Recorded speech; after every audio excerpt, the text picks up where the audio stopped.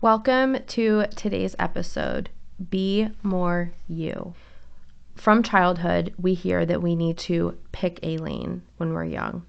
If you're good at an artistic skill or a certain technique, you begin to be told to find a way to make a living doing that.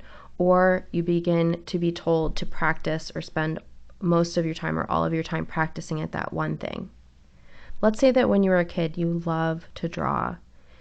You might go on to study graphic design or UX or UI because there's a lot of reasons for this, but let's just say simply because that is something that our culture says that you can make a living doing, and it's creative work, right?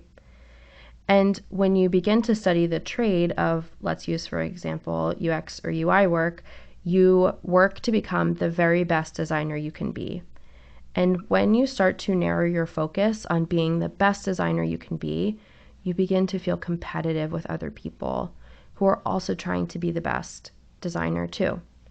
And it's like a moving target. You'll never feel good enough, and someone will always be better than you or further along or more connected or older than you, etc.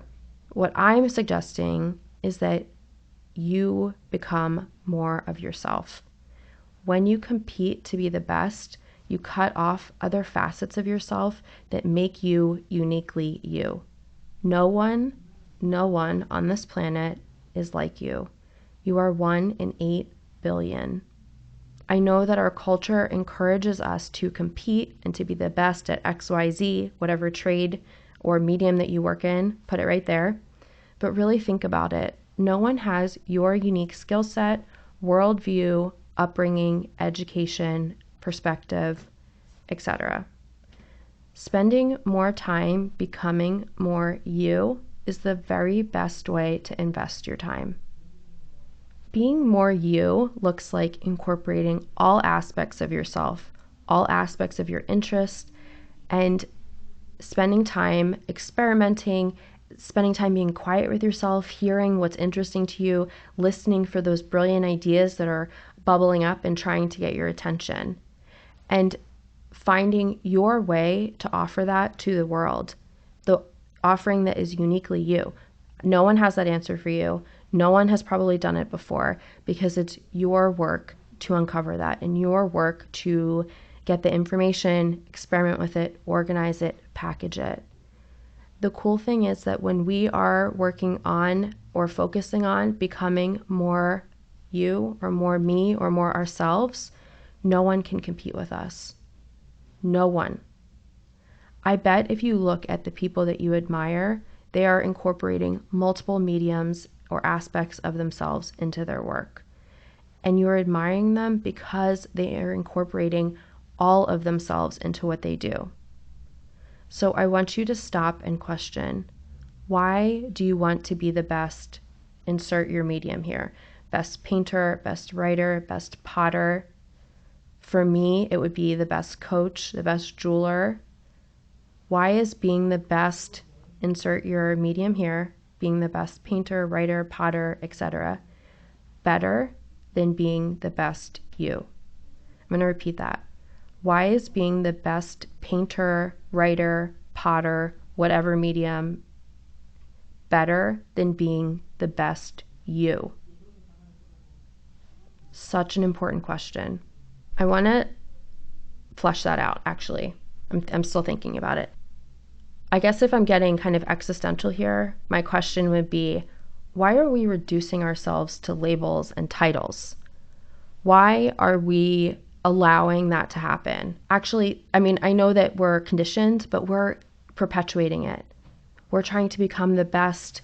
Like, it is that whatever medium you work in or whatever trade you work in is such a small part of you. Like the quote I'm thinking of, I don't know who said it, but you contain multitudes. There is no title or trade or profession that could possibly contain all of you.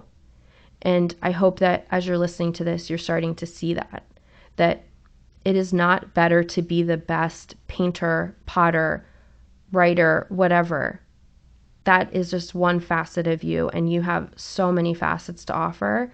And I would say that your work is to become more of yourself and to incorporate and explore and experiment with those facets and find your unique expression of that combination. Okay, I'm going to ask you another question. What would it be like to spend your time becoming more you, rather than trying to be better at whatever trade or medium you're currently working in? When I consider this question, to me, it feels like a relief. Like, oh, I don't need to try to be the best at something, or I don't need to try to perfect a skill or a trade. I just need to come back to myself and remember that this is just one aspect of me and a part of my expression. And one of the things I love to remind people and point out and think about is that we can live our life as a work of art, right? Art is not something that you just sit down and make for 20 minutes or 2 hours once a week. That is, along the same lines of this conversation, very confining. We can live our lives as an expression of our art. And so in that vein, what would it be like to spend your time becoming more you? To explore and experiment with all of your facets and include all of that, believing that all of that is better, that incorporating the most you is better than carving out parts that you may not think are desirable or acceptable, or that maybe you think are holding you back from being the best tradesperson, whatever your medium is. That's what I have for you today. I'm so glad that you are here and that we get to walk our paths together. See you next time, same place. Bye for now.